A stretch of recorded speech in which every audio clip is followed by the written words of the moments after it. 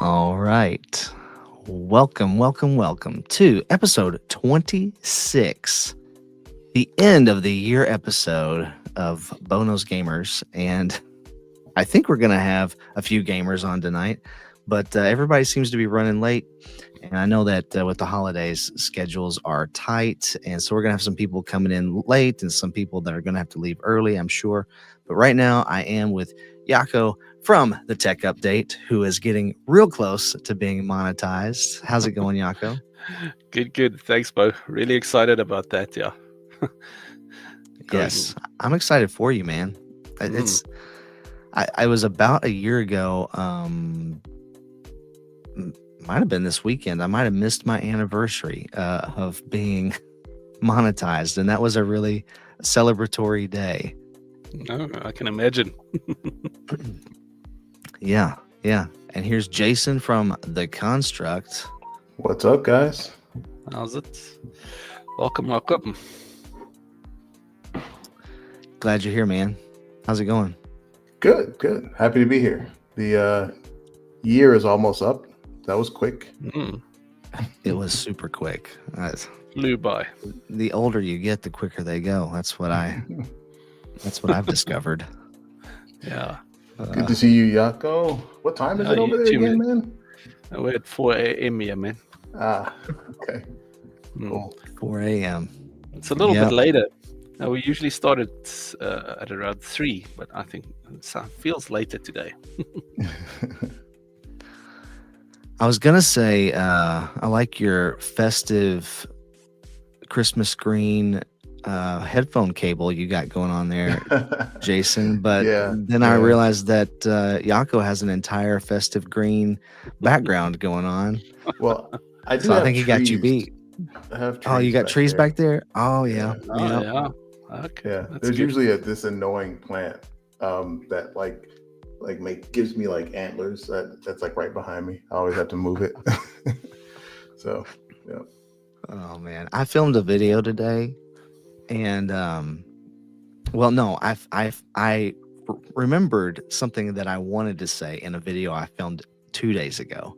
So I did a little extra piece from my office, and I did it sitting on my office couch, leaned forward toward the camera, and I said, I'm just trying to be The Construct. I'm just trying to be like Jason over at The Construct with this lean forward look over here.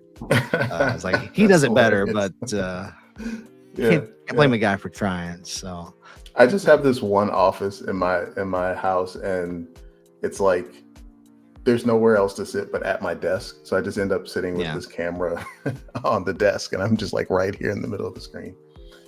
It works. Yeah, man. Yeah. Well, I think we have some other people coming, but I was just saying there's some people that are going to be late. There's some people that are going to have to leave early.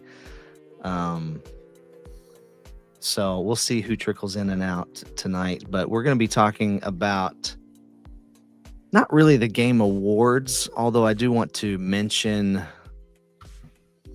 what happened there. I want to acknowledge that took place. But then I want to really talk about our game of the year. What is each of our individual game of the year? Our favorite game that we played this past year.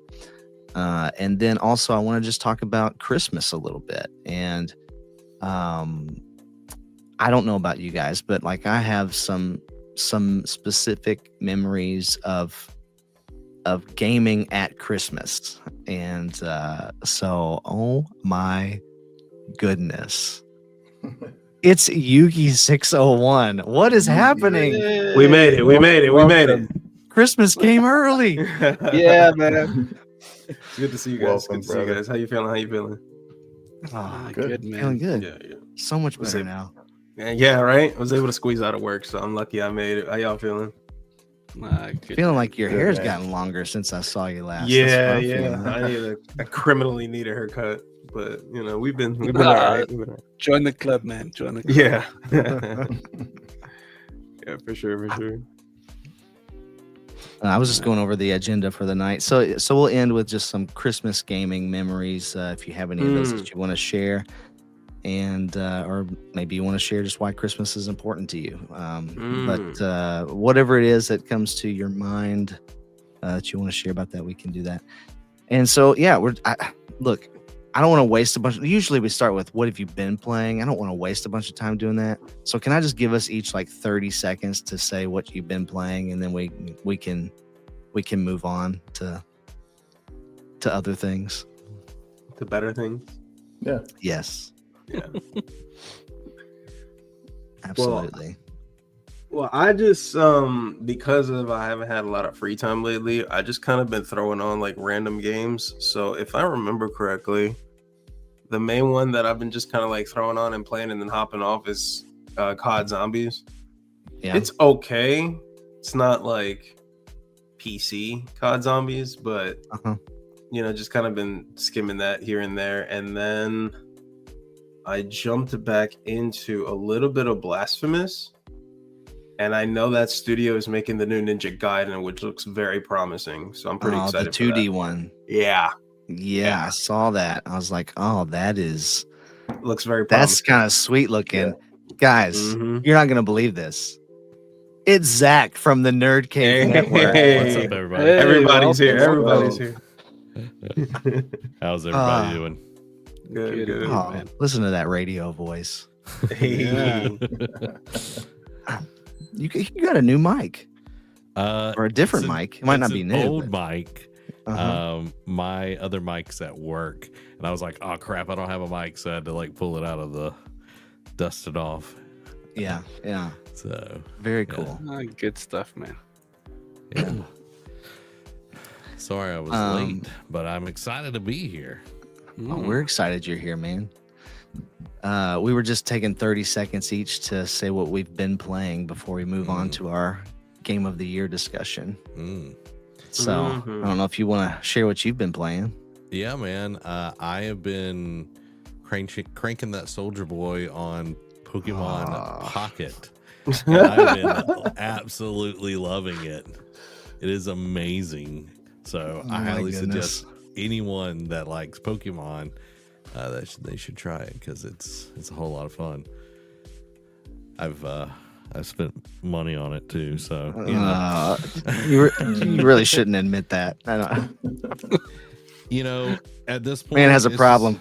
At this point, I'm just living the dream. You know what I mean? I think just all of living us the dream. have either been tempted to pay for a microtransaction or have in the past. So, Absolutely guilty.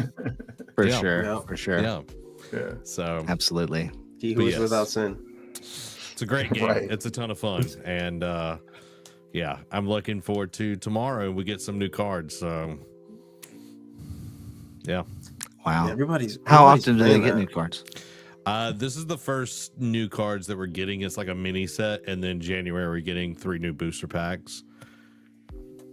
Okay. That's cool. I've got no idea. Pokemon Pocket, is it a mobile version of the game? Yeah, so it's the trading card game, but just a mobile version of it, and they do a really good job of like easing you into the game, because I never really played the card game. I collected them, but it is very, very good. I'm excited. Yugi, you should totally join the dark side. That's what I'm saying. Like, I got a coworker, he plays it every day, bro. Every day. He Just is saying. not dropping that game. It looks like a beautiful game. I'm not gonna lie. Oh, it's gorgeous. I didn't know Yeah. you worked with Zach. Yes. Yeah, man. Co-workers in crime. Yeah, no, it looks good. It looks good. I'm definitely interested because I always kind of wanted to learn how to play it. I feel like I know every card game except for Pokemon. That should be like illegal. So I gotta learn. No. Yako, what you been playing, man? Playing a lot of League of Legends, obviously. Still on that one. But recently got an RG Cube. So playing courtesy of a certain gaming channel in America that sent it my way. I'm very thankful for that. So I've on that played some Mega Man, played some Metal Slug PSP version, and some shoot 'em ups, vertical shoot 'em ups. I can't even remember the name, but yeah, enjoying that on the 1-to-1 screen. The vertical shoot 'em ups on the 1-to-1 screen are really nice. They really are. Really good, Yeah. Yeah, it fits nicely. So yeah, awesome. That's what I've been playing now. Got downloaded Lord of the Rings Return to Moria. Came up free on Epic. Yeah. So I want to try that. I've got a buddy that we want to play that together. So that's fun. I'm a fan, so I want to try that one out. Cool. Cool. What about you, Jason? Well, man, VR gamers are eating good in 2024. So I can't decide what to play depending on the day. I mean, it's either Batman or Metro Awakening or Behemoth now. And then as far as like small games, Home Sports just launched, which is basically just Wii Sports in a headset. Yeah, but it's so fun. It's just fun. It's just pure fun. And the game, the file size of the game is like 1 gig. It's not even a gig, I don't think. Yeah, it's like 900 megs or something. It's just it's adorable. It's like I can't help but play it. You know, My wife was like cooking, and I'm like playing hockey right behind her in the kitchen. It's amazing. I love it. Yeah. So good times. That's one of mine. That's one of mine that I've been playing is Home Sports, and it's just crazy. Like it is going to draw obvious comparisons to Wii Sports, but it's so much fun. The pickleball is like, what is happening? Because so for the viewers at home, what happens is this is a mixed reality game that opens a huge portal, like a wall, in your house that you can see through into a virtual world, but you still see the room around you. So the bots you play against are inside the other world, but they're hitting the ball towards you, and the ball comes into your house and lands on your floor, and there's a shadow that's cast like in pickleball. There's a shadow under the pickleball that's on your floor in your house, and then you smack it with your paddle, and then it goes back through the portal, and it is just like so fun. Yeah, there's a lot to be said about how well it's executed, because you feel really is. You kind of lose yourself. You feel like you're playing, even the hockey is just trying to score against somebody across the room, but you just kind of get into it, and you kind of forget that you don't actually have a hockey stick in your hand after a while. Right. So it's not a bad workout either. I mean, it's not a full workout, but it can get your heart pumping. It's some good cardio, I think. So it's pretty fun.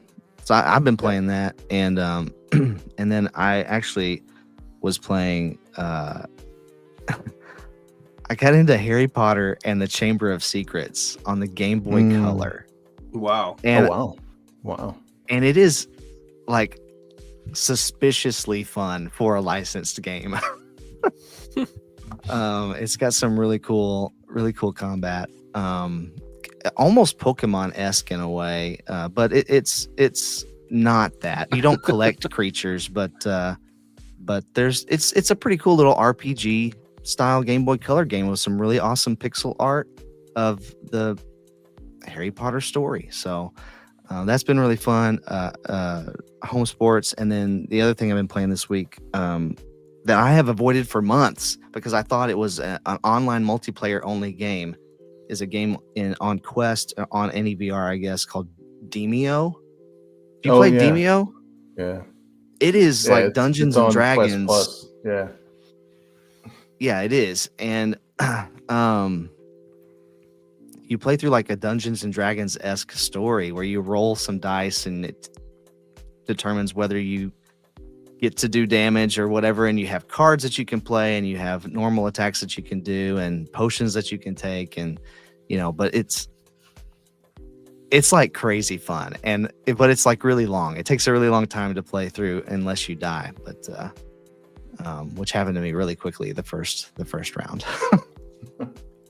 But I'm getting better. So anyway, it's really fun, and you can play that in mixed reality too. So it just puts the game board like in your house in front of you, but you can zoom in and look at all the little characters, your little figures, and move them around the board, pick them up and move them around the board. It's really cool. So, yeah, but I totally thought it was like online only, and I don't have anyone to play with, so I just didn't even try it. But you can play by yourself. Play it single player. So anyway, all right. So Game of the Year, Game Awards just happened, and I don't want to spend a bunch of time on that, but is anyone surprised or upset that Astrobot won Game of the Year? Very surprised. Not upset, but very surprised. Why are you surprised? I'm just curious. There's no way it beat Wukong. That's the thing. In terms of like multi-plat popularity, I don't understand how that happened. It just shouldn't have happened. You know what I mean? Considering how you've got people like Sekiro at 1.1 Game of the Year, so that would appeal to maybe like those types of people. But Astrobot, an exclusive platformer that's not Mario, I don't know. Yeah, I'm not a big PlayStation person, so I thought I was just missing something. It's kind of like when that random movie wins an Best Picture, and you're like, what happened? I missed that one. That's what I'm saying. It's a great game. I'm not saying it's a bad game. I'm not saying. You said it was Game of the Year, and I was like, what? Like, I didn't even think when you said that. I was like, you think I said that? Yeah, you told me it was like it's going to be nominated for Game of the Year. You texted me. Yeah. I'm about to pull up the receipt, bro. I was like, really? Oh, absolutely. So? I believe I definitely probably said it was going to be nominated Game of the Year. I'm not surprised that it won. I think that it is a great game. I think that it has earned that because it's a great game. It doesn't matter if it's an exclusive or not. To me, anyway, I'm actually pro exclusives. I think that consoles should have exclusive games, so I'm fine with it. I am a little surprised. I really thought that Shadow of the Erd Tree was going to win it, and that's why they changed the rules about DLC and allowed DLC to be nominated. I thought that is why, because they've already decided that's going to be Game of the Year, and I don't like that change, but that's what I thought they made that. So I voted for Balatro because as I was looking through the games, I was like, the one that I think deserves it the most is Balatro. When I was reading the description of what Game of the Year is supposed to be, I was like, Balatro's the one that fits the most for me. So I voted for that one, but it didn't win. It's hard for an indie game to win Game of the Year. Yeah. But it feels like they're going now. It's like one of the slots will go to an indie because Stray was last year. So that's kind of their thing moving Celeste forward. Was 1 year. Yeah. But I can't remember. I didn't think Astro would win because you had Final Fantasy VII Rebirth on there. You had Erd Tree, and then you had Wukong. And I'm just like, man. I was like, Astrobot's not going to catch any breaks, and then it comes off and wins it. And it does go to show, because Astrobot did not sell crazy. It sold well, but it did not sell. Well, neither did Rebirth. Yeah, but I feel, and that was an exclusive too. Yeah, which that will be changing since Remake is finally coming to PC and then Xbox. Right. But yeah, I was kind of surprised, but happily, because I am a Sony pony through and through, so I'm pretty happy. Yeah, I'm completely fine with it. I know that there's been a stir online about it, like how could this win Game of the Year? I think part of it's just because it's so cute. Like you expect a more mature rated title to win, I guess.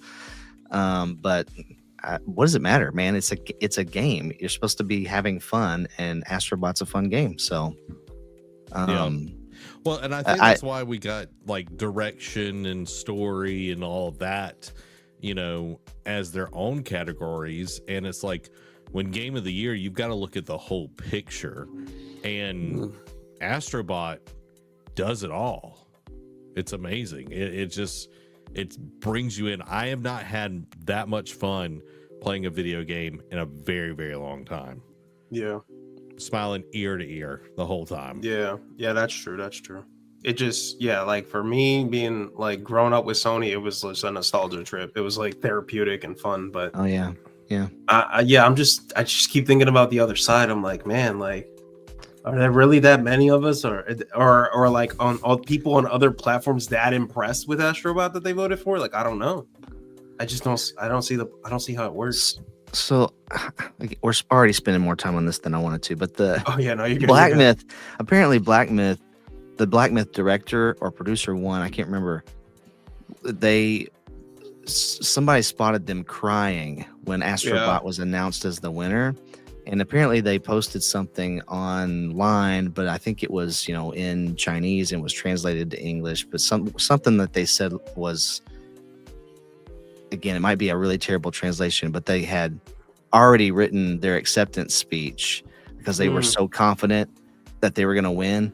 And then people were like, everybody replying in a really mean way, a lot of really nasty comments toward this guy because he wanted his game to win Game of the Year and he was confident that it would. Like, I don't understand even that kind of like, what are you doing? Like, why are you being hateful towards this guy who cares so much about his game that he put his heart and soul into it, and made a good game. Yeah. Like, it was good enough to be nominated for Game of the Year. Exactly. Like, I don't know many people that wouldn't write their own acceptance speech in preparation. Yeah. Especially if you're nominated for Game of the Year, you're going to get a chance to say something. You probably want to be prepared for that. Yeah. So it's just I wonder if these mean people were Astrobot devs. I'm kidding. Imagine they're like secretly toxic. No, I can't imagine. By the way, dude, real quick, not to harp on it too long, but me and Zach, when we were watching it, the acceptance speech of the guy who won Astrobot, well, freaking class act, that guy, man. Like, he gave a shout out to the children and gave a shout out to like Mario. Yeah, Nintendo. Yeah. Except he couldn't say Mario's name, right? He said it in a weird way, or he didn't. No, I think he literally said Mario 64. He named the game. Did he? Yeah, I'm almost positive. No, he didn't. No, he didn't. No, I don't. I read that he did not. He he was talking about Nintendo, but he couldn't. He couldn't say Nintendo or Mario, is what I really. Read. That's really bad. But it was obvious who he was talking about. Yeah, that's weird. This is kind of funny. Nintendo's been really strict on the on any kind of IP mentioning. Right? So everybody's nervous. Everybody's nervous around Nintendo. It's like, we're gonna take your car if you even dare. Yeah. Doug Bowser just comes up there and it's like, and this is mine now because you said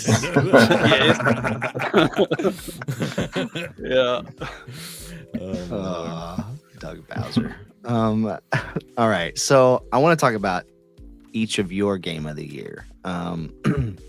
What game did you play this year that you loved more than any other game that stood out to you more than anything else? I want to know what that is. I want to know why it's your Game of the Year. If you can say that, in a sort of succinct way, and then let's just talk about it. So, anybody want to go first? Yeah, I'll go. So for me, it's a pretty old one, but for me, it was Horizon Zero Dawn. I don't get a lot of chance to play different types of games, but that was really an RPG that I played. Got a chance to play, and when I started, I couldn't stop. Yeah, it was really, really brilliant. Just the play style, the way the storyline goes, and it's still open world. You're allowed all the side quests that are available. Got that special armor quickly in the start of the game. Watched some videos, got the stuff necessary to get that armor, and from there it was really nice. It's just amazing, all the character types, all those types of dinosaurs. Really enjoyed that. Yeah, and the graphics, man. Oh, geez, if I had a better PC, put some RTX on, I think it would have looked brilliant. And the storyline was really good. It really kept me. So I'd love to play Forbidden West. But yeah, the price would have to come down a bit over here for me to get that. But yeah, yes, that was my game of the year, even though it's a bit of an older game. I really enjoyed that. That's a great game. That's a great game. Great pick. And my wife's got red hair as well, so she loves that character. She actually plays as what's her name? I can't. Alo. Yeah. Yeah. When she's in Fortnite, she's got an Alo skin. Oh, really? That's funny. Aloy. Yeah. Haven't played in a while. Yeah. So you mentioned the story of that game, and that's one of my favorite parts of that game is the story. It's just fantastic, and I feel like a lot of people that I know personally who started that game and didn't finish it because they were bored at the beginning of the game, and so they just didn't keep going.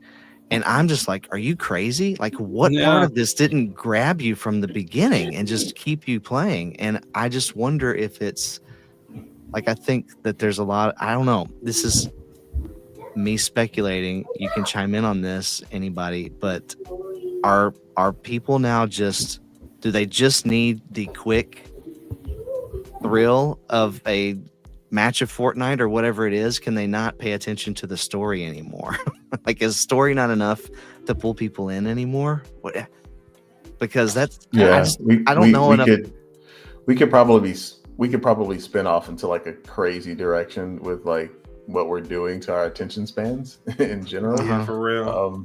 But yeah, I think so. The problem I feel like is that the gamer base, isn't us, like the people here on the stream. Like the age is starting to shift, right? Where like the larger numbers of people gaming are younger people, and they either don't have time to get into story, they just want to hop in and shoot stuff or whatever. Right. And so it's just like, if I had to choose, do I cook a souffle or do I eat a donut? And they pick the donut every time. Yeah, and I think it's the same type of thing. The quests in the beginning aren't that exciting. Some of them are, but it's a lot of sort of preparing and getting you to know the mechanics. The world, it was like the world was so intriguing to me. I was like, I gotta know what happened to this place. So I had to keep playing. But I think I think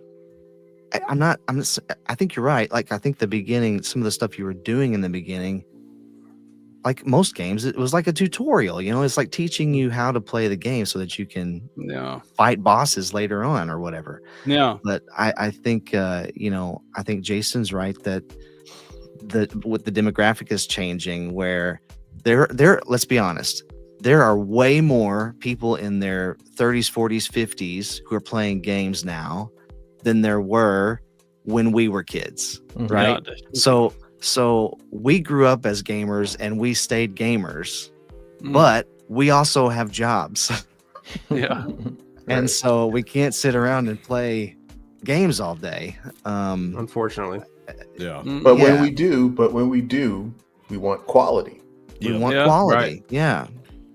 Yeah. Absolutely. So there's a weird, that's got to be tricky for these game devs and publishers to figure out too, is like, where do we put our time and effort for a return? Because there are people like us who want something deeper, something more meaningful, and then there are, I guess, kids who just want a quick fix. Yeah. I heard similar feedback for Metro Awakening. And someone was just like, oh, it's the same thing. They left a comment on one of my videos. It's the same thing over and over. And I'm like, I don't think you played long enough. And then they said they returned it. So that means you definitely played less than 2 hours. More than 2 hours. Yeah, you were able to return it. So it's like, you have no idea what the game was about. Right? Right. Just because it didn't start off with just like shooting monsters, I guess. I don't know. I don't know what they were looking for. I love the beginning of Metro Awakening. I thought it was great. You're walking through the metro there, and it's this little town, and there's that mom like with her kid, and there's somebody playing the guitar, and like you're like, oh, they've got a little thing going on down here, and then they get attacked. It's constructing a narrative. Yeah, it's absolutely it's part of the experience. Yeah, I think a lot of it is like people don't want to spend the time. And Amy calls it the fantasy tax, because like fantasy books, like old man fantasy, you're going to be like 7-8 chapters before anything really happens because the world building happens before that. And it's like the games that we really love has that fantasy tax up in front. And like we look at, Fortnite or even Call of Duty these days, it's bubble gum. Like it's easy, it's quick. You get the hit of sugar, and then there's no flavor left after a few minutes. And that's what kids want. They always go to the sugar, and eventually their palates will get more refined, and then they will get into games that are more substantial. I agree. We hope. Yeah. I mean, I get the whole thing of grinding. I can't play certain online MMORPGs just because of that. I tried to play Albion online, and it was just too grindy. There was too much repetitive doing the same thing over and over to get one level, be it +1 on your stats. That was just too much for me. But this isn't that. Completely, it's very interesting, the development of the character, the skills you gain as you progress. I just didn't feel anything like that. It kept me interested. So yeah, but it's not.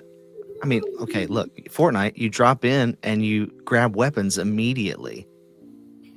A game that's going to develop a character over the course of 20 hours, that doesn't happen. Yeah. You've got to give it some time. I don't know. God of War kind of did that. Just saying, just being the God of War developed the character quickly. You know what? I haven't played. I was waiting for when he was going to mention God of War. It's like we made it. Minutes in. We made it 38 minutes before you mentioned it. That's got to be a record.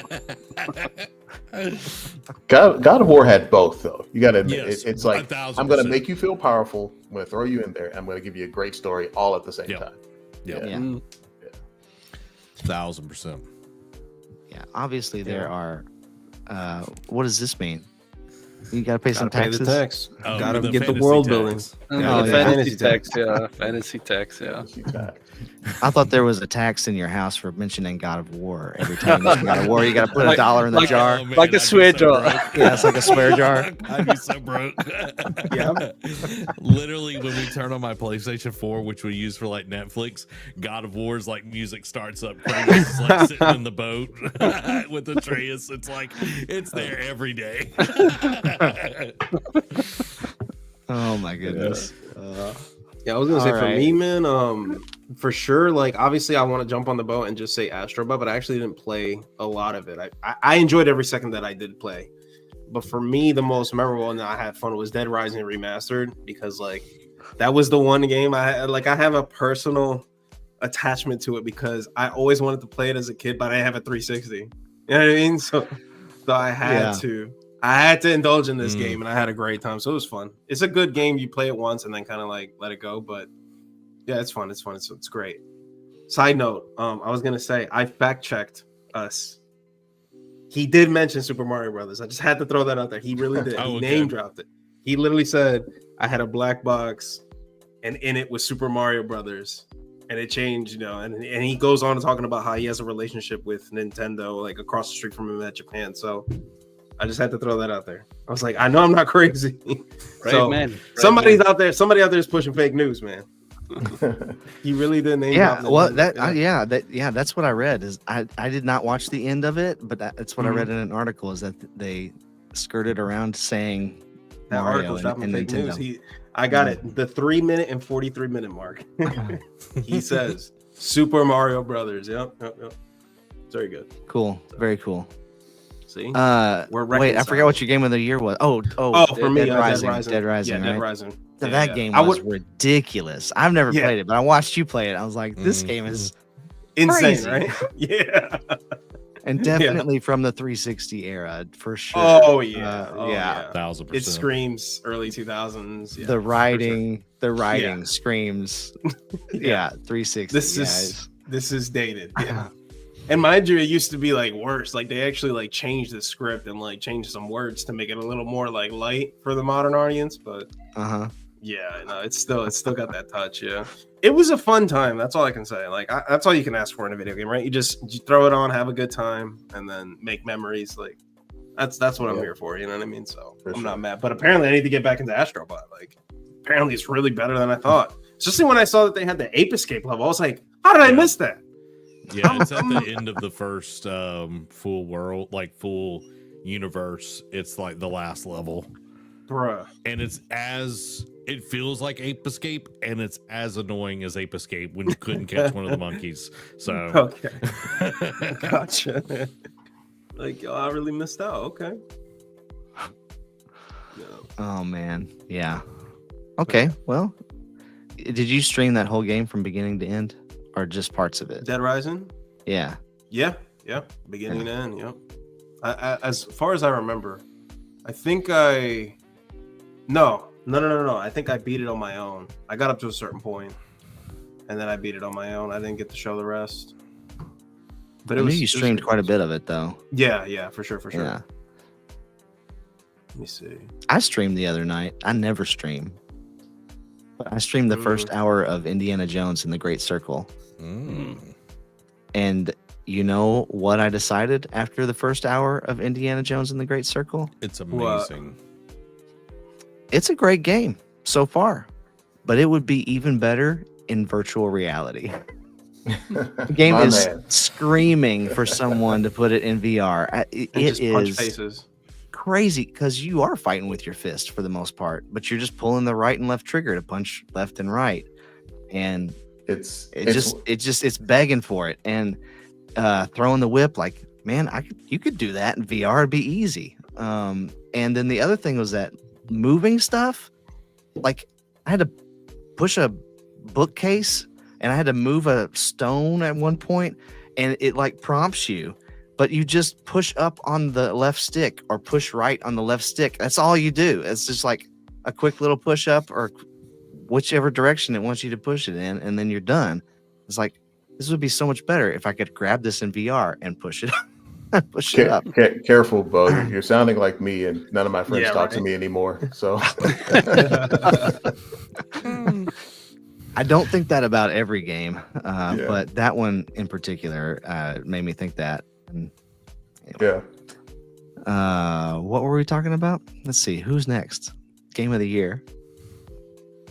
I haven't gone, but it's going to be a repeat. Well, so I'm torn. I know we can't have two. I know we're trying to pick one, but I'm torn between Batman, Arkham Shadow, and Metro Awakening.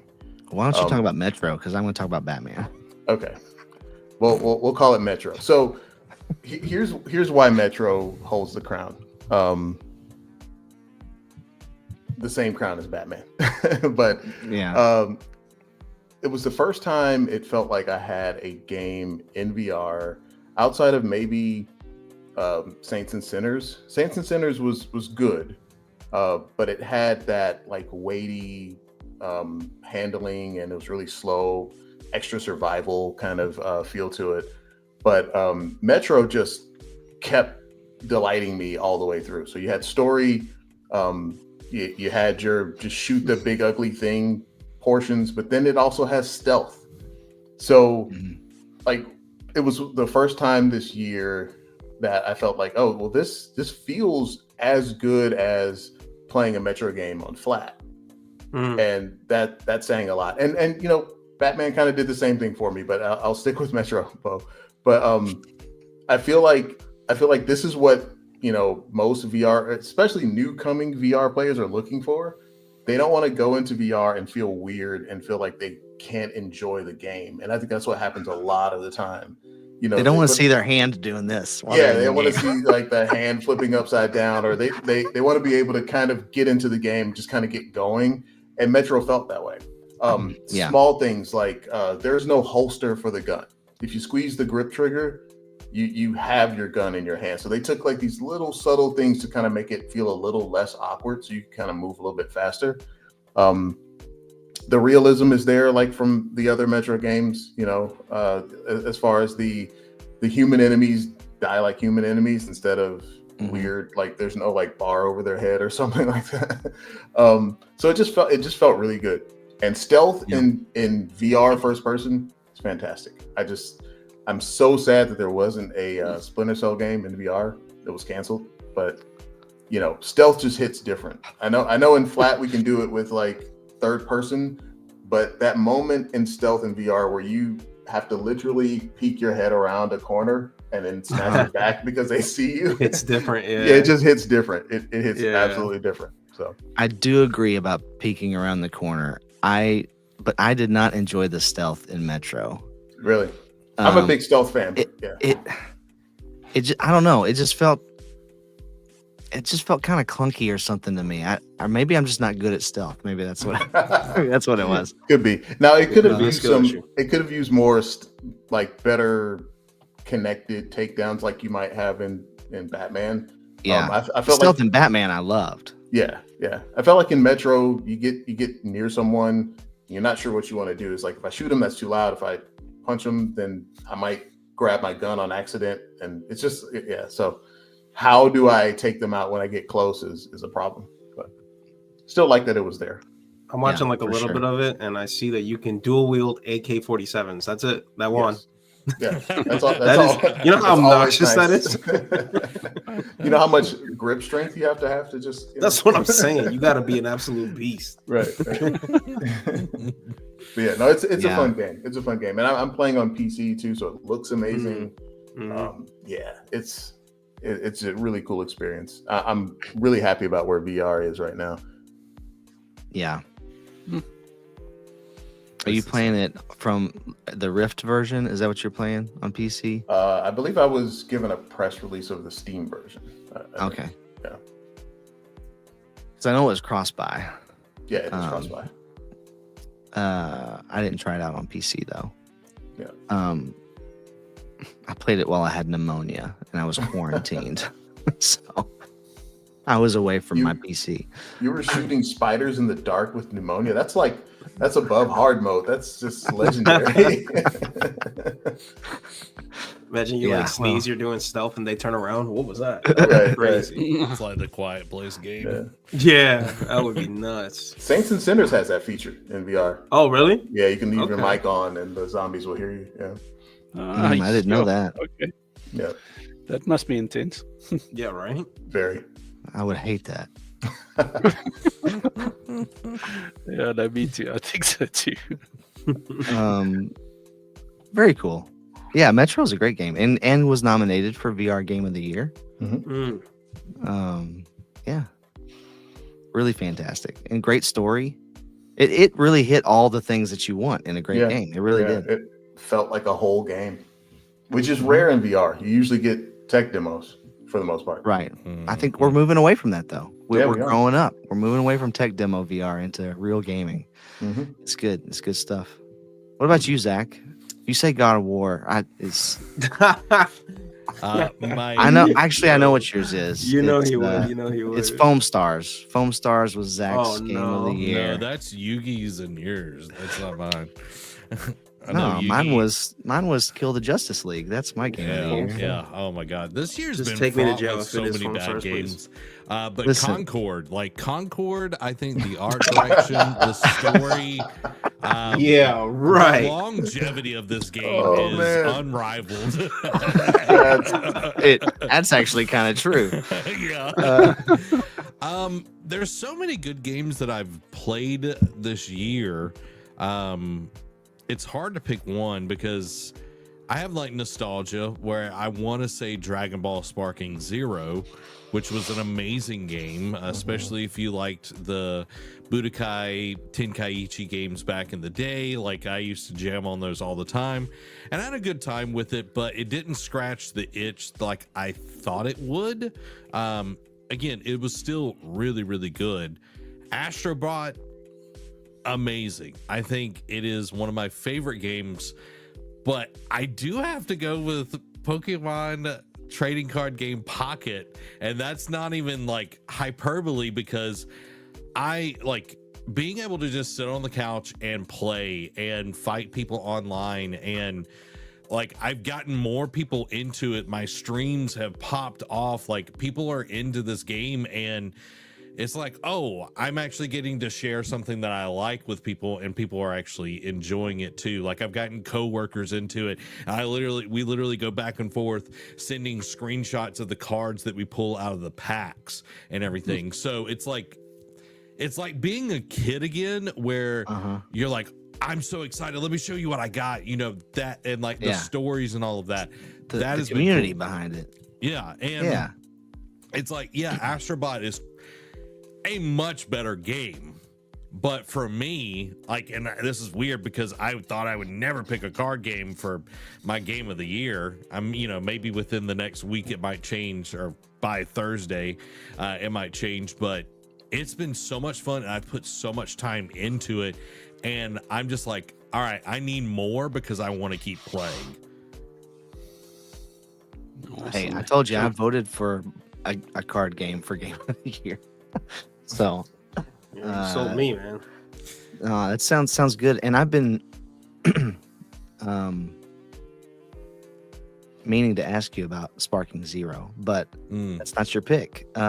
So it's really like it's the community and the camaraderie behind it that probably that's what it sounds like is making it. Not only is it fun, but it's bringing people together and in a meaningful and fun way.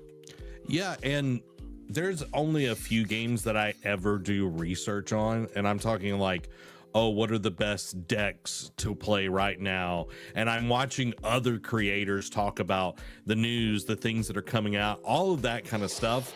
And I rarely do that. The last time that I really got into a game like that was Overwatch 1 when it was still good. So like this is scratching that itch, and the collecting part of it, because I collected Pokemon cards back in the day, and it's scratching that part of my brain.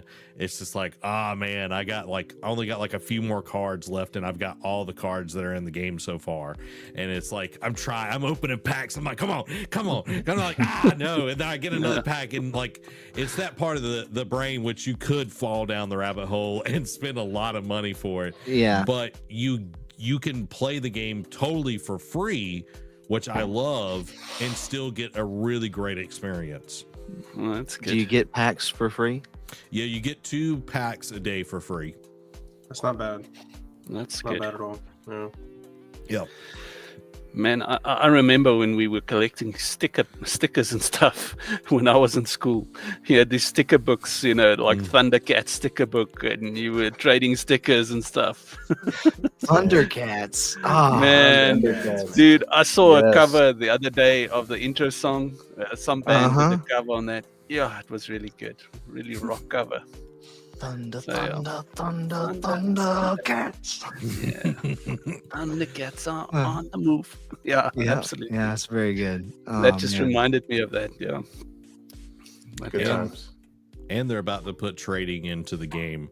It's like the next feature they're putting in, since Jocko brought up trading. So I'm looking forward to that. Isn't it called Trading Card Game, and you can't trade in it yet? It's well, yeah, whatever. Bo.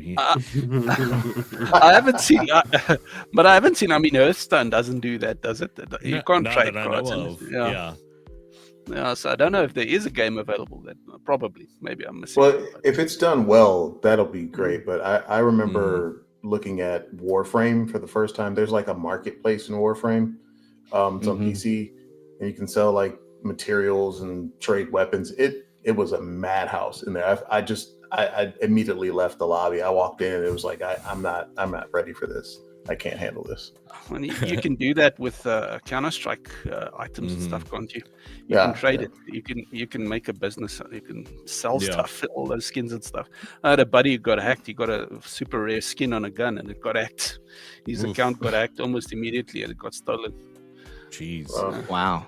I know Diablo 3, their like auction house like got super toxic, but from the way they're describing it, there's going to be only like limited cards to start with that you could trade. So you can't just like have a Smurf account and then trade all your good cards or weird stuff like that. So that makes me excited. So that's my game of the year, is the good old Pokemon trading card game Pocket, which is I just always go Pokemon Pocket because way too much to say. And Yugi's going to be joining me. I can see him. He's gonna be joining me. I'm like legit gonna install it after this. Yeah, I like card games, bro. Card games are fun. And if you want to play on computer, you can get this thing called BlueStacks, which is an Android emulator, and be able to play it on your computer. So that's how I do it for my streams. Nice. Absolutely. Bo, what is your game of the year? Bet you'll never guess. Princess Peach Showtime. So good. She's so cute. It is an okay game. It's not great though. Yeah. No, it's good. It's just it's very easy, very simple. Yeah. For kids. It's for kids. It's a kid game. Yeah. That men can play sometimes. I played it on stream. I know you did. The ninja part was cool. Yeah, I know. Yeah. My game of the year was Batman Arkham Shadow. I mean, just hands down. For me, there was no other competition this year. I played Rebirth. I played Metro. I played. There's a lot of games I played this year, more than I can count. That is the one that I couldn't play anything else till I finished it. And it's like, I can't wait for the day to be over so that I can get in there and play another 2 or 3 hours. Like, I got to know what happens next. I got to go experience this. And, and I really took my time and savored it too, because man, it's just been so long. I mean, the Arkham franchise is one of my favorite series of games. And after the disappointment of Gotham Knights and then Kill the Justice League, I just like didn't have a lot of hope that we ever see another Batman game like we had before. And then they announced that this year, and that trailer, that first trailer was just a CGI trailer, but the vibe behind the trailer, I was like, okay, we're back. This is going to be something special. And it is something very special. You really, somehow they took Arkham on all the things that make Arkham, and they translated all of it into VR. And I don't know how they did it. Like, it's shocking that they were able to pull it off. But it wasn't just that they translated the combat into VR and the Predator mode into VR and detective vision. Like, that's all great. And it was really cool. But when you listen to these guys talk about the game, it becomes immediately evident that they did their research. And in fact, I've watched multiple interviews, and the last one I watched a few days ago from the head of the development company. He said it was mandatory that everyone in the company play all of the original Arkham games. Wow. They all had to play all of them. And they all played through them at the same time, so they would come into work and talk about what they played. And they like really invested themselves in the lore, and they talked to WB and some guys over there that worked on the original games and made sure that they got the lore right, because they set this thing right in that universe.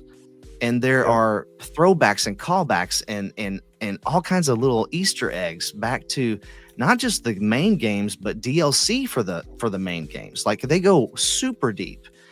And it was just so cool to see them really care about the Arkham universe and the story that was told there, and not just pay homage to it, but to take care of it in such a way that they were able to add to it in a way that didn't break anything. They didn't break any of that lore. They just simply added to it and added a new great story into it. And that was just really, really exciting to see. But man, I don't even know. Like it's good. Detective Vision is really, I feel like I just like, because you live in the original games, when you go into Detective Vision or whatever, you see Batman like click his cowl. He does something. He lifts his hand up here and he does something like, and then and everything goes like X-ray vision, everywhere. But in this game, you have to raise your hand and you put your hand up to your temple and you pull down the trigger to turn it on. Oh, and then you put your hand back down and do whatever you need to do. That's good. It's just like little things like that. Like you grab the batarang off your chest and look at whatever you want to throw at. And when whatever you look at, it targets it. And then you throw the batarang and release it. And then it flies at your target. It's just all those little things that are so good. And the combat somehow, like, seriously, I would play for like 3 straight hours and never get sick, even though you're that's magic. It's magic. It's VR magic. Yeah. They really did a great job. I can't do it here. I don't have enough space, but you have to grip and pull your arms out and leap off of stuff and glide like you're holding your cape out and glide around. I think I freaked out, or I had like this just major Batman like fan moment when I did that. And when you're like gliding down toward where you're going, you see your shadow, you see the bat shadow. It's just like you just got tingles. It's like, okay, this is awesome. I know. It's Y'all making me want to buy. It's amazing. A MetaQuest 3 just to be able to play this. Yeah, it's definitely. It might be a system seller. Me and Bo have affiliate links you could use. Yeah, absolutely. Get you a bonus $60 to the Quest store, and you get Batman for free. Yeah. Ooh, I like free. I did look up because I was curious who played Batman in this, and it's Roger Craig Smith, which did Origins, which I loved his portrayal in Origins and everything. So that's cool that they brought him back. So yeah, I thought that was pretty dope. And he was great in this. And what's crazy is that like it shoots the sound down into your ears, but it sounds like you're talking. Like it's his voice coming from your head. So you are Batman, and it's so crazy. It's just it's a if I could just say one more thing, since we have the majority of the folks here play flat. I think the thing about the combat that feels so good is that over time, like when you're playing a flat Arkham game, you kind of get a rhythm and you get like a style where that every once in a while you're going to throw a batarang, or you're going to counter over here and then zip to the left and do your favorite move over here to the right. What really, really surprised me was that happened in Arkham Shadow as well. Like you started to get to the point where you had a couple of like punches and counters that you love to do. Like Bo was saying, you pull the batarang off of your chest and hit a guy in the face with it, and then like beat up the guy to your left. So you start to get this same like smoothness and rhythm as you do in the flat games in VR, which is super rare because usually VR is like awkward because we're not super soldiers and Batman or whatever. So you kind of look a little silly most of the time in VR, but you feel cool when you're beating up people in Batman. You're bringing up the rhythm. And Arkham the combat does have a rhythm to it, and it does in this game as well. You don't just go around wailing on people. Yeah, like you have to do what it prompts you to do, and if you don't, you miss the punch, and then you actually take damage and you lose your free flow. Yeah. So they translate all that into VR, and it works super well. Question. Sorry. Go ahead. Like I played Arkham VR, which was I have to, yeah. But that's a demo. That's from the demo days, like we were talking about. Yeah. And I'm just like, okay, is this such a leap that it is worth for anyone listening, to use an affiliate link that is on this channel or anything like that, to get this, like, is it such a big leap that it's like this is a must play if you're an Arkham fan? I think this is a must play if you're an Arkham fan, and I think that it is a great first AAA game for anybody new to VR. Mm-hmm. I second those statements. Yeah. And that older Batman, it just shouldn't be considered the same thing. Yeah, it's a completely different experience. Yeah, it's totally different because you don't ever really do anything. You're mostly just watching the whole time. Yeah. It's like you're doing just detective work, and that's it. It takes about an hour to finish it, and it was cool, I'm sure, at the time, but this is nothing like that. This is way far beyond that.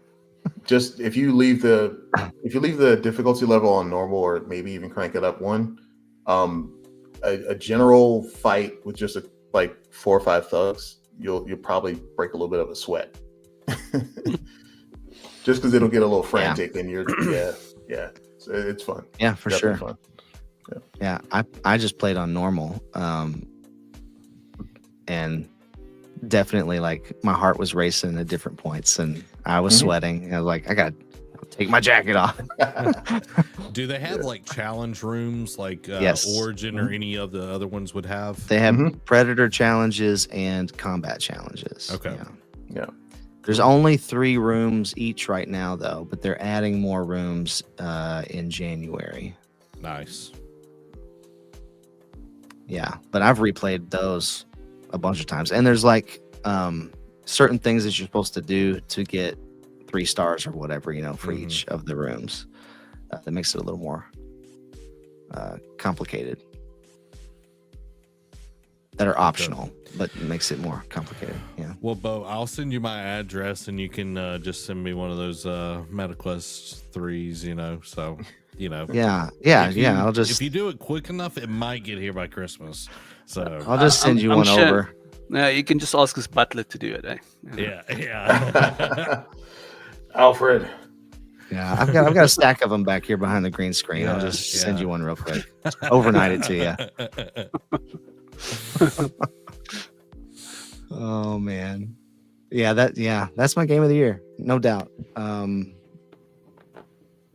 Nothing else competes for me. I'm just so glad that we got another game. And I know a lot of people are upset that it is exclusive to the Quest 3, but it wouldn't exist at all if Meta hadn't paid for it to exist.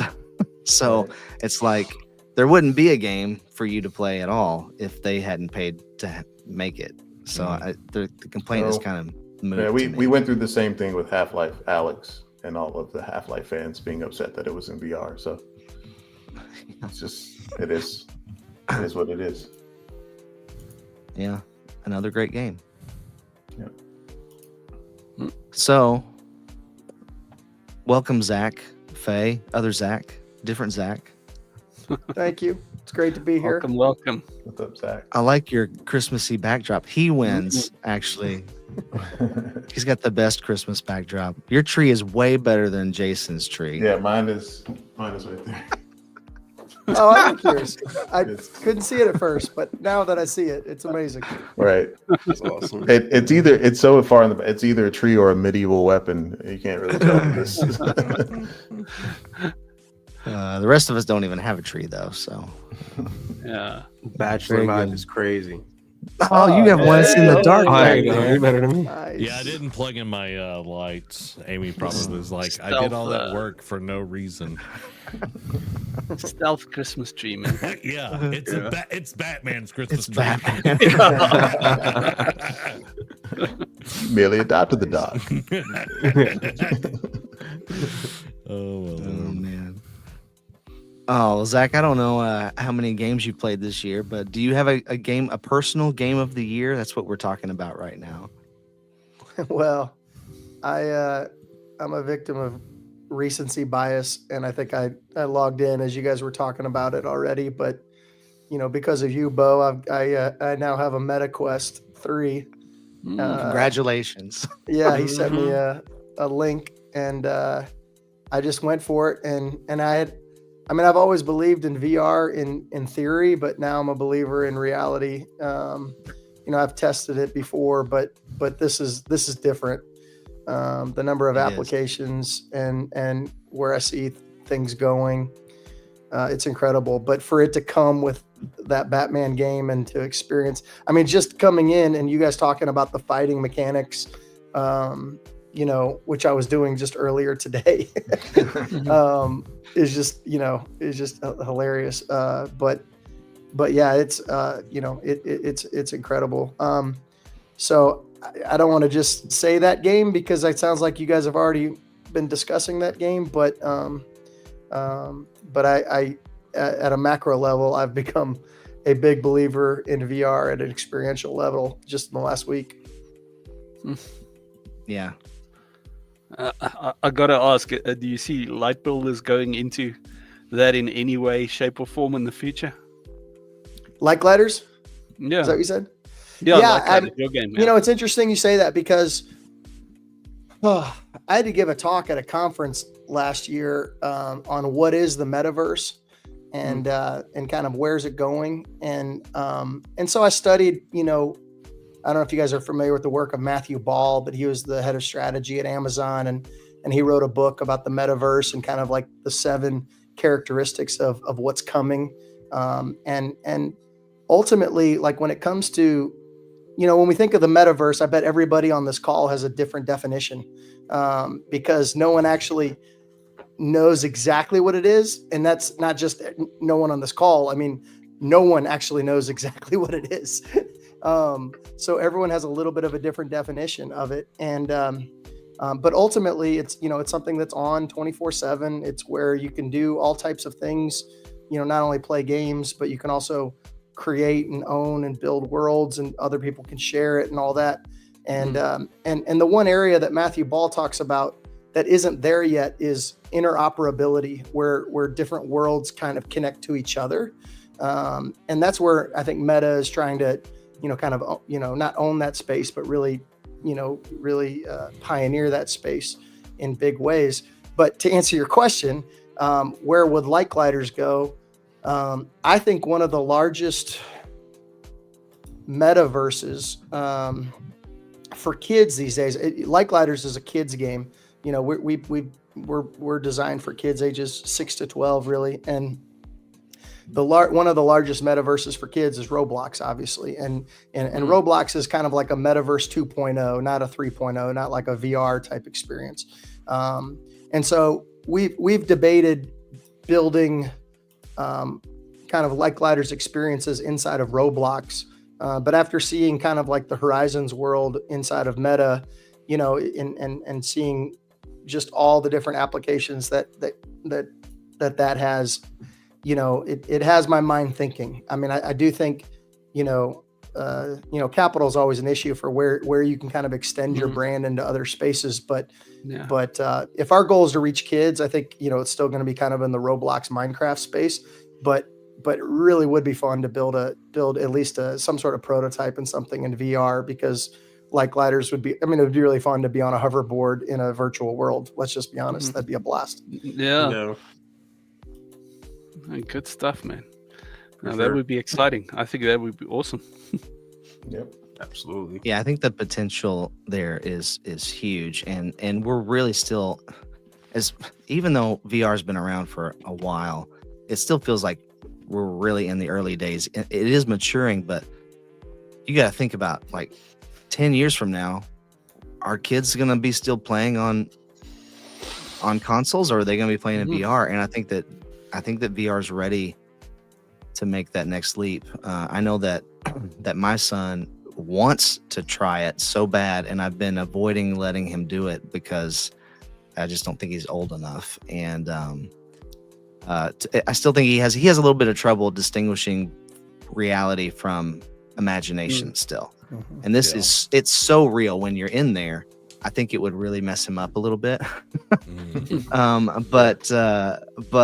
I've let my daughter play it quite a bit. She's a little older, and she just absolutely loves it. And I think it would be really cool to see more stuff like light gliders in VR. Now, in Horizon Worlds, you can make just about anything you want, and I know that there's a lot of positive content in there, but I haven't seen anything like light gliders in VR yet. So yeah, but the potential is huge for all kinds of things. And I know for you, Zach, it's about teaching kids about Jesus Christ and about faith and helping develop that faith. And I think that's a huge area where there's a lot of potential for, if Christians could grasp a vision for it, to move into that space and not fear it. They could. There's a lot that could be done. Because You just said it. Fear is the thing that's going to hold people back. Yeah. We got to get fear out of the equation and approach all these things with curiosity, and then just see, how can we, promote love in virtual spaces and transform those digital spaces into spaces of faith, hope, and love. And and the thing that I think the older generation, or I shouldn't blame the older generation, the thing that I think we kind of miss out on is the fact that virtual interactions are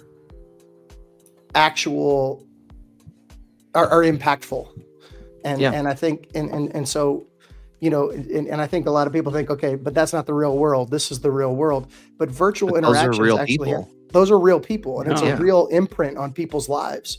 And so if you want to be salt and light, you got to go where people are, and people are in the virtual spaces. Yeah, absolutely.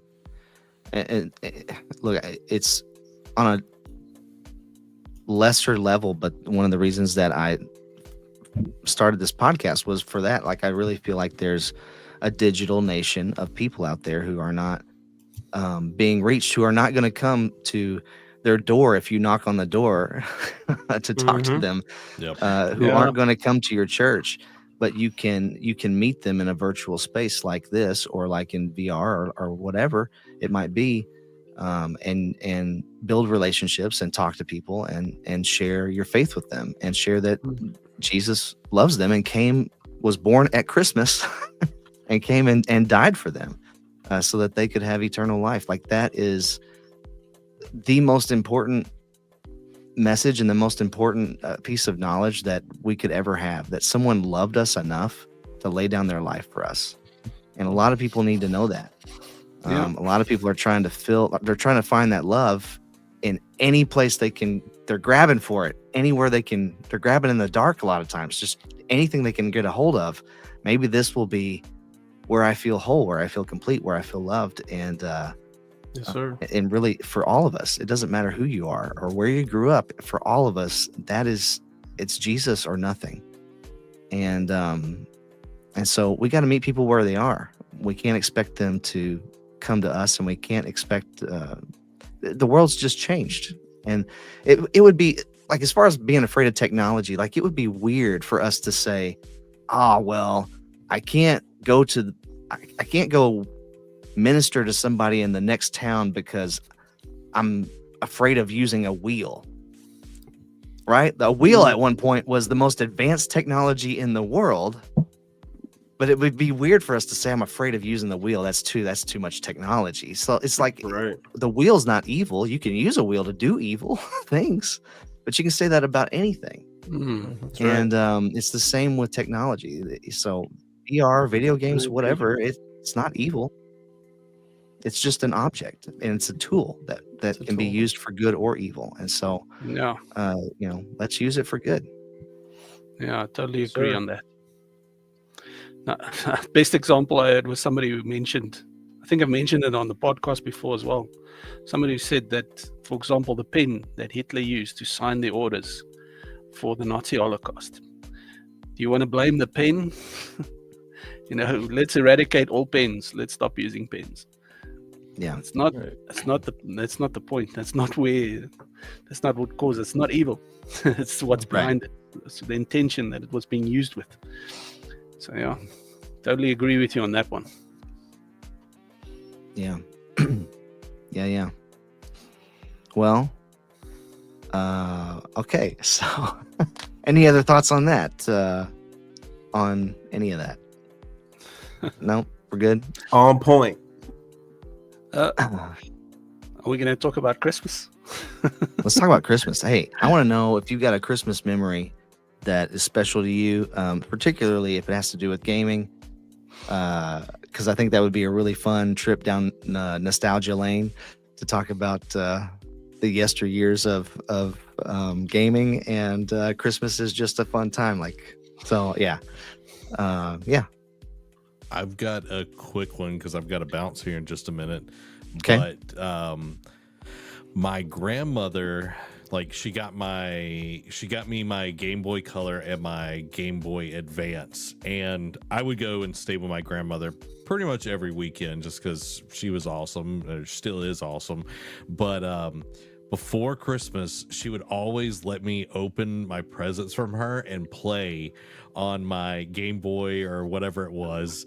And then when I would leave, she's like, all right, we've got to go put them back up in the box. So I'd put my games back up in the box, but I'd be playing Pokemon or whatever. And then Christmas would come around. I'd be like, oh my gosh, look what I got. But yeah, that's such a good memory. And you've got a level 50 Pikachu. Yeah, exactly. How do you do that? That's hilarious. That's funny. Good memory. That's really funny. Oh, Good times, man. good times. What an awesome grandma to let you do that. Yeah. I know. Nana's the best. Absolutely. Yeah. And then to just keep it a secret. Exactly. That's I got awesome. my Transformers and all of that. And just put them back in the box. That's amazing. I love that. That's a great memory. Well, I have a similar one. It was the year that the 1989 Teenage Mutant Ninja Turtles in Europe. What were they called? Teenage Mutant Hero Turtles or something. 1989 Teenage Mutant Ninja Turtles NES game. And this isn't the arcade game. That was so much cooler. This was the rugged side scroller that was a pain to play. But I actually NES. Yeah, NES. On the Yeah. NES. Yeah. I actually found all of my gifts that year. And I was just bored and rummaging through On the house. accident, or you were looking for them intentionally? I had a thought that maybe while I'm rummaging through the house that I might stumble upon some gifts. But I actually found them all, and that was the game I got that year. But it just reminded me, Zach, your story, because my sister and I were in cahoots during this, and we quickly tucked them away. But on Christmas morning, we had to put on our most excellent surprise face to make it seem like we hadn't seen everything already. It's we kept that secret for 30 years. We told our parents probably 2 years ago. I love it. That's funny. That's Yeah. really funny. That's good. I was thinking about this before the stream. I don't have any specific memories.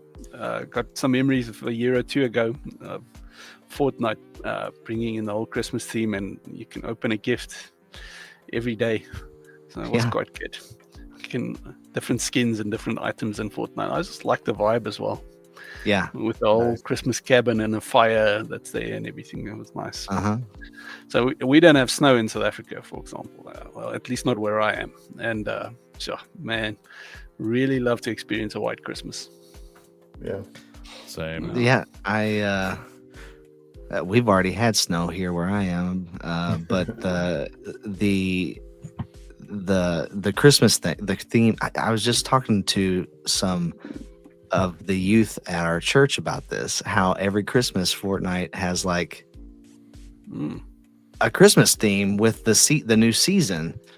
And this year they kind of don't. Like there's usually like a Christmas character that you get. And this year it's like, at least not yet. Maybe they will in the coming weeks, but it's not there right at the launch of the season. And I was really kind of like sad about that because I always play the Christmas season because I like the characters that they have. And I remember opening those same present boxes and stuff every day, and that how fun that was really fun. Yeah, a lot of fun. I didn't know. I haven't played last week or two, last month though. I thought they would have it. Yeah, I don't know. They might have added something else because sometimes they have bonus ones or like whatever. I don't know. But the main battle pass didn't have any, so it's kind of disappointing. Snoop Dogg Music Festival. That makes up for Christmas, right? I can't. Oh boy. What are you doing, guys? Oh man, Snoop Dogg was at the Game Awards. Mm-hmm. They just slap them on anything at this point. Literally had to mute it during the stream. I was like, I'm not getting blocked.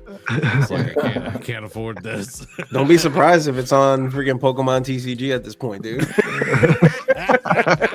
Some Snoop Dogg booster pack or something. Dude. You know, if there was that, yeah, I'd play it. It sounds like a Pokemon name, Snoop Dogg. There it is. Yeah, it does. Oh man.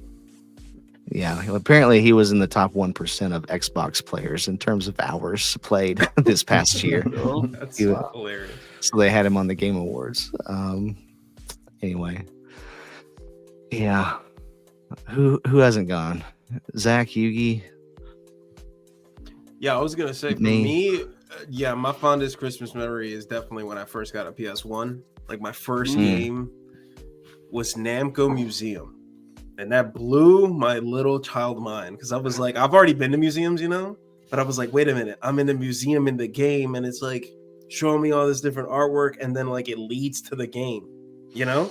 So it's like if you see that, like you go into a museum, you start off it's in first person, and it's like, oh, if you want to play Pac-Man, you'll go through like the Pac-Man venue or aisle or whatever, and then it'll show you all this like Pac-Man history and art, and I'm just sitting here and I'm just absorbing this as a little child. I'm just like, this is amazing. This is so cool, you know? Yeah. And they show you all the different like promo and like the history and the art. And yeah, it was ever since then I've been a gamer, man.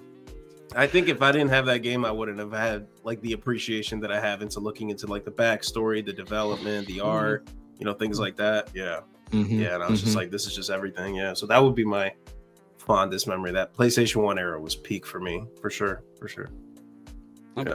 That's really cool. I've been looking into gaming history a lot. I do trivia on my channel, retro trivia. So something interesting that I found out the other day that I didn't know is that with when Atari launched E.T., the game E.T., obviously because of the success of the movie, it really tanked. So they had to bury a whole amount of these games somewhere in New Mexico, I think, or near Texas. Yeah. Oh, I've heard that. Yeah. There's like a landfill full of them. Yeah, that was quite interesting to me. Isn't that crazy? That gaming history is intense. Yeah. It'd be like a real relic to own one of those games you dug up out of a landfill or something. Yeah, man. But yeah, spending that Christmas playing that and like you said, indulging in that history and just knowing all the stuff is just so cool, man. And I wish they did stuff more like that. I think I can't think of many games. Maybe I know there's like a Sega Genesis collection, and they kind of like put you in like in front of a screen, like an old school screen, and you can look at the box and you can open it, look at the manuals. But something about Namco Museum, man, they got to bring that back. It's just next level. Or like something like VR, like you guys say, you know, like you can walk through like a virtual museum. You can. There is. There is something like that. Oh, there is. Yeah, there's a lot. Another reason to buy one. You can visit anywhere in the world, pretty much.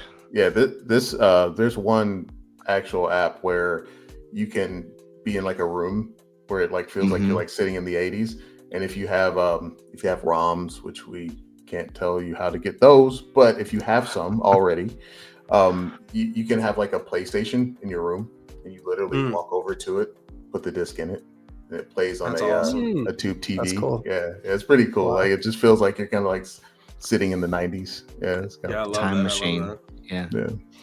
I support all that stuff. Shout out to like- David here. Shout out to David. Oh yeah, what's up, David? Hello, David. David. Shout out, Thanks for David. being with us.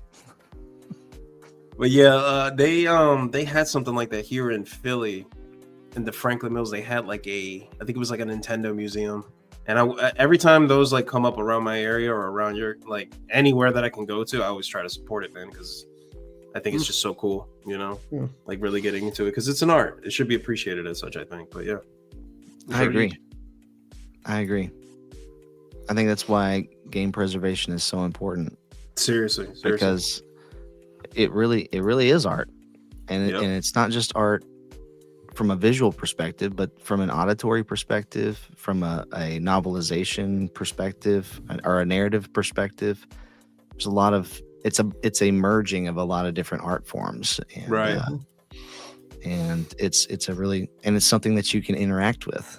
So it's like there's really nothing else like it in the world. And when you take time to appreciate that for what it is, because somebody had to make that, like somebody created that, and I think that that's such a cool thing that we get to experience. So yeah.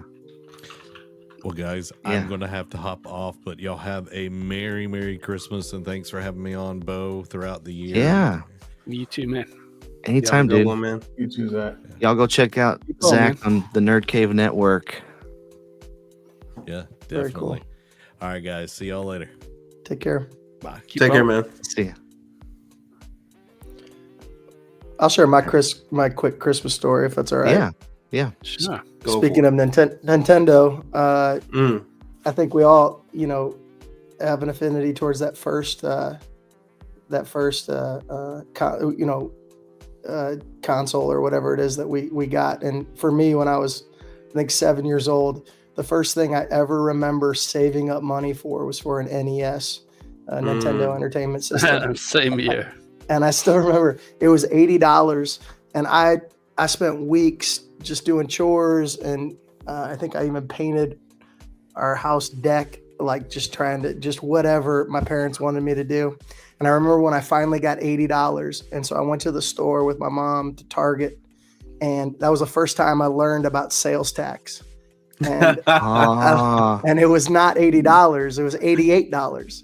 And I'll never forget, my mom said, "Well, you don't have enough money." So I was like, "What?" And so we drove home, and I had to go earn $8 more, and then I finally got it. But it was right before Christmas, and then at Christmas, my parents gave me like 5 Nintendo games, and so it was kind of like a lesson of learning, earning what you're earning it, and then also here's some gifts for you. And so I still remember getting 5 games, and they were so simple. You guys may remember them, like Kung Fu and stuff like that. So yeah, that was my favorite Christmas memory. But my favorite gaming memory by far was the first time I beat Super Mario Brothers as a 7-year-old.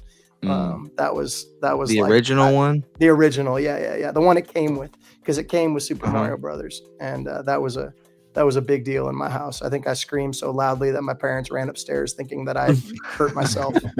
So anyway. That would be a fun discussion, actually. That what's the first game you ever beat? But we don't have time for that tonight. But that's cool. Was that the combo pack of Super Mario Brothers and Duck Hunt, or was it just Super Mario Brothers? Mine, that's another level. That was like $100 if you got it with the gun and Duck Hunt as well. So no, I didn't go that far. I barely knew about sales tax, so I just got the one with just Super Mario Brothers. But yeah. Gotcha.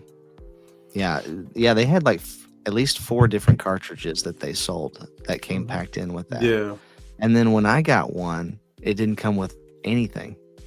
So I don't know. Oh, really? Yeah. I think it was like at way tail end of the NES's life. And I finally got one, and I think they had stopped packing in the game. So I was like really disappointed. But we ended up finding it used, I think, and buying it.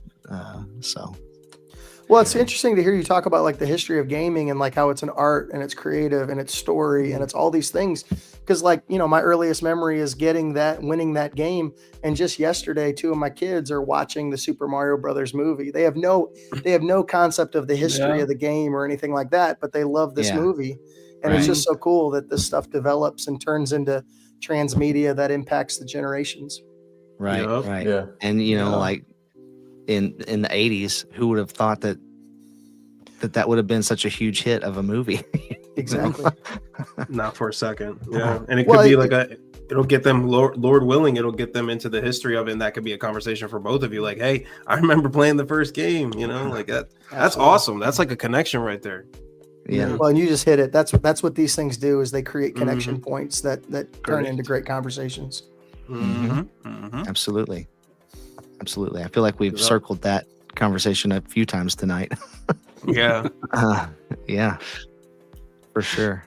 Well, my Christmas, I have a few, but I was just going to share one. Probably my favorite one is I was in 6th grade, and I think I was in 6th grade, and it was the year that the Nintendo 64 came out, and I remember being in Walmart and walking around, and I was walking past the electronics section, and I heard the sound of these coins being collected, and I thought I heard like a wahoo or something like that, and I was like, it sounds like a Mario game. And I remember like on my tiptoes peeking up over, because in Walmart they used to sell a bunch of cameras, and so they had like this camera display set up, but it was like tiered and stacked up on top of each other like steps. And I had to get up on my tippy toes to look over it. And then I see this TV hanging up on the wall. You know how they used to do where you had to crank your neck back to demo the games? The TV was up there, and it was Mario, but it was in 3D. And I was like, what am I looking at right now? And I circled back and went back into electronics, and I was just watched this guy playing Mario for I don't know how long. Just like amazed, and he finally walked away. I was like, I can try this now. You know, stepping up and playing that for the first time. But then at that point, I was just like, that's what I want. That's what I want for Christmas. I want this more than anything I've ever wanted. You know, I got to play Super Mario 64. And it's like, there's no way my parents are going to get me this. But then I kind of like some of the rest of you, I didn't sneak around in the closets and stuff like Jason, but it I was did my get older up. sister's idea, by the way.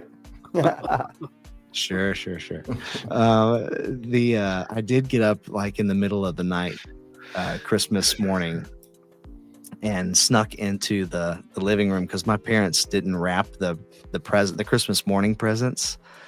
They just kind of set them out and displayed them under the tree, and then we would come in and see everything all at once. But I would get up and sneak in there. So I got up and snuck in there and saw that under the tree and just flipped out. I was like, this is crazy. I can't believe this is under here. And like ran back to bed and couldn't go back to sleep, but got up that morning and got to hook it up to the TV and just playing that in my own house. I was like, this is insane. This, you know, but just thankful for parents, you know, who loved me and who took care of me in so many ways. Yeah, but that was a really great Christmas. And I remember even looking at the box. The box had thumbnails on it, like little screenshots of other games. And one of the other games that launched with the system was Star Wars Shadows of the Empire. And I remember looking at the couple of screenshots of that and holding the controller and imagining playing that based on the two little, I mean, they probably were like tiny little screenshots on there, but I was imagining playing that game, you know, with the controller in my hand and what that would be like if I ever got that game. And eventually I did get that game, but yeah, it was a fun Christmas. Absolutely. Yeah, sounds awesome, man. That's great. over here in South Africa, we have a tradition to open our gifts on Christmas Eve. So, got to open mine before Christmas morning. So, You got to open what before Christmas morning? so we can open our gifts on Christmas Eve, the 24th. So we got a leg up on you guys. There you go. David asked this question: do we have any tips for starting a YouTube channel? Y'all got anything Just you want to do share it. with David? Do it. Start. Just start. That's the hardest part. That's the hardest Start. part. Yep. Be consistent, man. Yeah. That is the hardest part. Starting and being consistent. I mean, it takes dedication. Mm-hmm. Yeah. If you're something that helped me, if you're a small channel, look into there's free tools like vidIQ that'll help you do research on keywords, which keywords are popular in the niche or in the channel that you wanna do. So choose something particular, a specific area of interest, and stick to that. Don't be general. That seems to kill any YouTube channel. Be specific about what you want to talk about. Do some research on keywords that are searched for, and make content around that. That helped me. Yeah, I would say that that the consistency is a big part of it too. YouTube doesn't like it when you post 4 videos in a week and then they don't see you again for a month. They don't seem to like that very much. So just pacing yourself well, I think is important, because it doesn't have to be 4 videos a week. It could be 1 video a week or 1 every 2 weeks, but just to be kind of consistent with it and pace yourself well is important. There's going to be days when you don't feel like doing it. But you might need to, and so that the dedication and the consistency is important. Yes, sir. And I'll say, just like anything else, don't do it for YouTube. Like, do it for you. Like I love this stuff. Like I have a headset within arm's reach probably almost all day, and that makes it a little easier for you to show up. Like you were saying, Bo, when you don't feel like doing it, at least it's something that you think about and want to talk about. Because if you do it just for the sake of YouTube, you'll burn out. You won't enjoy it. You have to really be good about it. Part of my motivation for it, not all of it, but part of it was I started thinking, I'm sitting here playing these games anyway. I'm consuming all this content from other YouTubers. I know, like, I have the head knowledge of all of this stuff. Why don't I just shoot videos talking about it? I'm going to play the game anyway. Why not just write a review real quick and shoot a video about it? Like, or whatever. So it's definitely extra time, but it's something that I really enjoy. And so I think whatever topic you pick, make sure that it's something that you really enjoy and something that you can feel like you have some kind of value to add to the community when you share your thoughts about it. Yeah, absolutely. 100%. All right, guys. Well, I think that about wraps up episode 26 of the podcast, the last one of this year. Special Christmas episode. I really appreciate y'all being on. And I want to go around and just let us know where we can find you guys and maybe say what you're working on. So how about Jaco, you want to start us there? Yeah, sure. I'm on YouTube, the Tech Update, mostly content around retro handheld gaming consoles, doing a lot of comparisons. I enjoy doing the comparisons. So you can find me there. I'm also on TikTok. I haven't been active on that in quite a while. Day job's been eating up all my time, but mainly on YouTube. You can find me there under the Tech Update. Very good. Jason? Yeah, you can find me at the construct_VR on YouTube. Got a lot of equipment reviews coming up on the channel soon. Just connected with a VR gun haptic company out of the blue. They saw some comments on a video and they reached out. So I'm excited about that. It's actually pretty awesome. So a lot of hardware to cover, and I'll be going to CES next month. So There'll be some No way. content from I've CES. always wanted to go to Enjoy it, CES. and enjoy it. And you got room for me? I wish. Maybe we can work something out. Maybe we can. Yeah. That would be amazing. I think it looks so fun. Is it in Las Vegas, eh? Yeah, it's in Vegas. Yep. Mm. Yeah, so that should be fun. Very cool. So, yeah. Very cool. I just added all of your tags for all your channels in the description for anybody who wants to see that, or click there and go to y'all. Thanks. Yugi, what about you, man? Yeah, you can catch me anywhere, all social platforms with the same name or an underscore, Yugi601. Been a little inactive lately because work and, like I said, on my journey of studying this thing we call the Bible. It's been good. No better venture. Yeah, right. No kidding, man. I didn't know it was going to be that hefty, but I'm enjoying it. So I'll be back most likely next year. I got some things I got to work on the back end, and things will be explained then a little more thoroughly. But right now, that's what I've been doing. But feel free. I'm always on socials, so hit me up anytime, guys. Yep. Very good. What about you, Zach? Well, the best way to find out what I'm working on is just go to www.likelighters.com. Like Lighters is a virtual world of Christian faith games and community for kids ages 6 to 12. And if you want to, I'm not too active on social, but if you want to just hit me personally, just email me at zach@likelighters.com, ZACH@likelighters.com. You can try to reach me on. That's how we connected. So just do that and I will respond. So anyway, I just also want to say thank you, Bo, for what you do here. This is awesome. I'm really thankful to be connected to you and to be a part of this. Yeah, man. Well, it's been good getting to know you. Yeah, and you're always welcome back anytime, dude. It's good to have you here. That's awesome. So yeah. I don't know what to say about my channel. If you're watching this, you're already here. So you can find me here. I am on X as well. If you want to follow me on X, I would love to see that. And I'm working on a lot of VR stuff right now. Right before Christmas time. Got a lot of stuff left to do. Just dropped a video on this little guy right here, the TrimUI Brick today. And it's pretty cool. So check that video out if you're interested in retro stuff. Yeah, that's about it. That's episode 26 of Bono's Gamers. Thank you guys for being here. Thank you all for watching. Stay kind and encouraging out there.